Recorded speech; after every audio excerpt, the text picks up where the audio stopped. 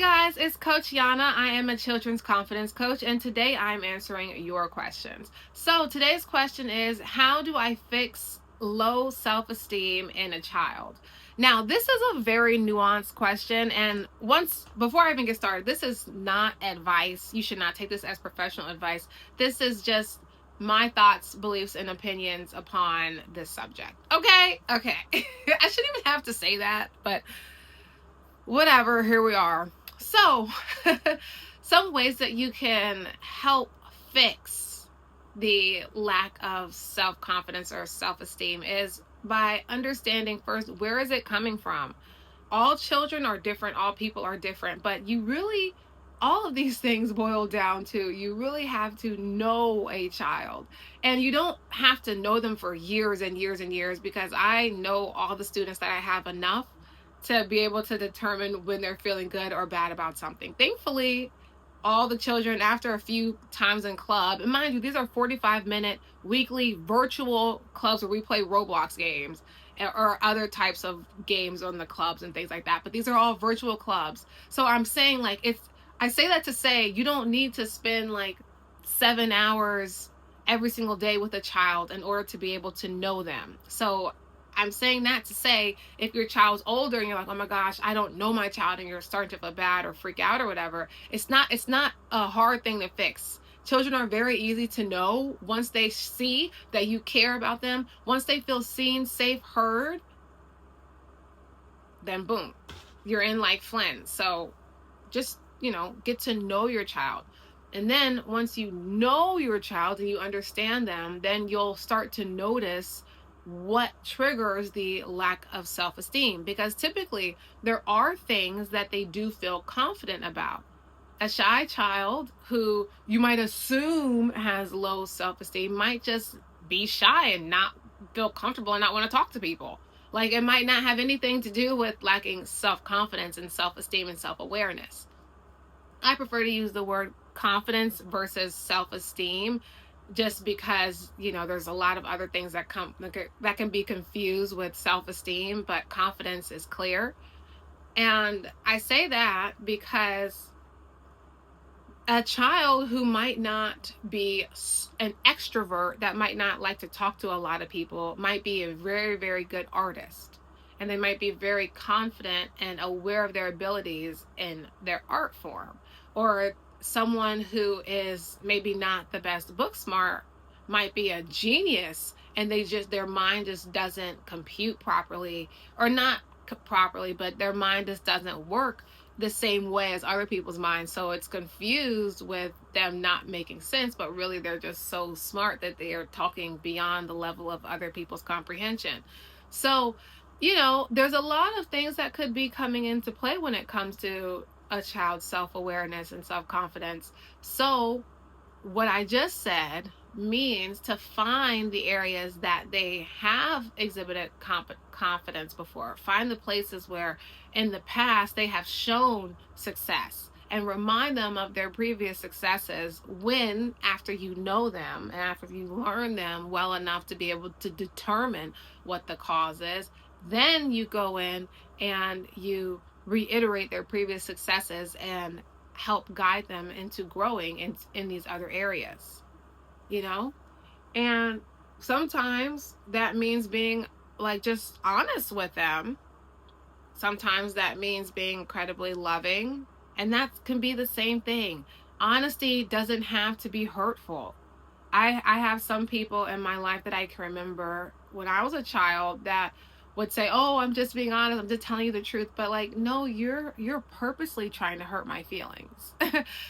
Because there is a way that you can deliver the honest truth, and it still might be offensive, but offending someone with the truth is very different than being brutally honest and mean.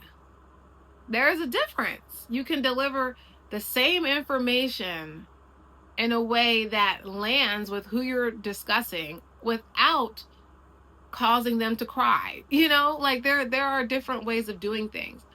So At the same time, though, child might be sensitive. There's all these different nuances when it comes to self-esteem. And that's why it's so important, again, to know the child that you're dealing with.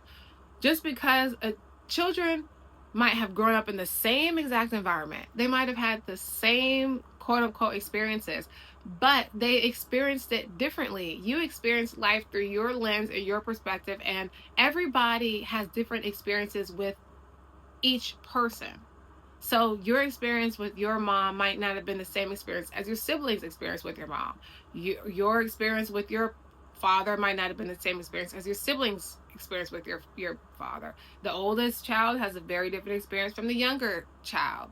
The youngest children have very different experience from the oldest children. The parent as a young parent has a very different experience as a parent than the parent as an older parent. So it's coming in each other's lives in different spaces and times. So another deeper, more challenging thing that you can do is analyze the person you were when your child entered the world. Analyze the person you are currently, and how do you treat your child? Let's start there. How do you treat the people around your child? What does your child see when they look at you?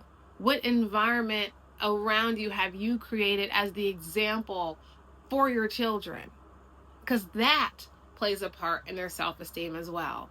What do they see when they see you? Who are you? That, of all the other things, is the most impactful. So how do you help with lack of self-esteem? You adjust the way you behave to said child based on how you see they perceive your actions. For example, instead, I have some children, right, who I can ask them. Let's say we're playing Dress to Impress, which is a Roblox game that we play in the Dress to Impress weekly Roblox gaming club. And so I have children who will be like, okay, look, they'll put two articles of clothing together, right? And one will be like stripes, and then it'll be like polka dot pants. So there are some children that I'll just ask, like, why did you put striped pants with the polka dot shirt or whatever? And they'll say, well, I like to have purple and pink and, stripes and polka dots. And they'll just go on, and they're happy to share with me, even when I ask them a direct question, what it is and why they decided to do this, because they just want us to hear their thoughts on life, which I appreciate. And then there are other children where I have asked them one time, because it only takes me one time, and then I adjust, because I understand that children are children and I'm the adult in the situation. So that's another thing. You can remember that children are children, and you can remember who the adult is in the situation, and then you can act accordingly. And so anyway, I can ask another child, and I've only done that once when I see the reaction, and they'll say, well, pink stripes and dinner are good too, and that wasn't, and so then that's what lets me know, okay, there's someone in their life that's hypercritical of them. So I'm not going to be that person. So next time that they do a fashion choice that is out there, instead of asking directly, why did you select this choice, I'll change my phrase and I'll say, oh my goodness, I love how you put those two things together. Because no matter what you say, no matter what you want to tell yourself, if you treat a child in a negative way just because you feel like you shouldn't have to adjust to a child, that makes you a jerk. I don't care how you want to put it. People can say, oh, well, I'm not doing all that for no child. They got to learn that the world is this way and this way. Yeah, when they get out in the world, but for now, we got to prepare them. We got to build them up so that when they get out into the world, they have enough strength and inner ability and inner assurance in themselves that they won't go grovel in a hole and feel like nothing. But if you beat a child down while they're a child, they might not stand a freaking chance. And there are people who do well in that situation, but I always ask them. I always just say, okay, Because they'd be like, well, look, I went through worse. Look what happened to me. Look what happened to me. Then I just would challenge you to think, if when you were a child, if you had one adult in your life who gave enough to fight for your innocence, to fight for your purity, to fight for you as a person and keep you safe, how much less nonsense would you be in? How much less drama would you have had? How much less trauma? Because those are the ones, the people that have had the worst amount of trauma in their life, those are the ones that will say, oh, well, such and such did this to me, and look at how I turned out. Yeah, exactly. And if somebody had interfered, where would you be? If somebody said, no, leave that baby alone, not while I'm here. Matter of fact, come with me. I'll protect you, and actually did it. How much less trauma would you have? So instead of allowing it to persist and continue, how about we adjust and recognize that just because it was done to you, it doesn't mean it was right. It wasn't right then, and it's not right now. And for anybody who didn't, I apologize to you on behalf of anybody who made you feel like your problems didn't matter, because the only way that you could even have a mindset like that is if you were traumatized and brutalized and somebody guilted you and shamed you into accepting it. So you now believe that that is how people deserve to be treated, and it's not. And I'm sorry for you that you had that experience that hardened you into the person you are today, that you would go out of the side of your neck and say that a child, if somebody did it to me, and look at how I turned out, and now I'm going to do it to them, even though you knew you didn't like when it was done to you. That's messed up. And that means you were traumatized. And so I apologize to you on behalf of whoever caused you to believe this. Because it wasn't right when someone did it to you, and it's not right for you to do it to someone else. And in fact, in my opinion, it makes you worse. Because if you know what it feels like for someone to do something and you choose to do it anyway, you're worse than the person who did it to you. Period. And you can change. And you can grow. The best thing you can do is be the person you wish you had for someone else, not be who everyone else was to you. What the heck? Come on now. And I only am acting like this because I'm so passionate about helping the children. Okay? It's not too late to turn back. Shoot. Gosh, man. And I wish we didn't live in a place where it was always like, oh, if you mess up, you're bad. Somebody can call you out for messing up without you feeling like a horrible person. Because you know what? It takes a very strong person to be able to admit that they hurt somebody. Yeah, let's keep it real. It's easier to try to make the person feel crazy. But you have to be able to admit that perhaps you hurt someone. And if you're recognizing that your child has a lot of insecurities and things like that, analyze the way you address them as well. Analyze how you treat yourself. Analyze how you treat their other parent or guardian, if that person's around. Analyze if that person's there. Analyze if that person's there physically, but actually there mentally. You have to analyze the environment that you have created for your child first before you start trying to fix your child. Fix the environment. And if the environment is healthy, if the environment is okay, the child is going to be fine. Your child just might not be extroverted. Your child might be introverted, but yelling's not going to help. I remember one time I was in college, and I'm not going to say who, I'm not going to, because I'm not trying to call nobody out, but something happened. I needed a shirt, and somebody, it was like a coach on something, but somebody yelled at me because I couldn't find my shirt, and we all had to wear the same shirt. And I just said, and granted, I know some people might say this is rude, but I was like, yelling at me is not going to solve the problem. I still don't have it.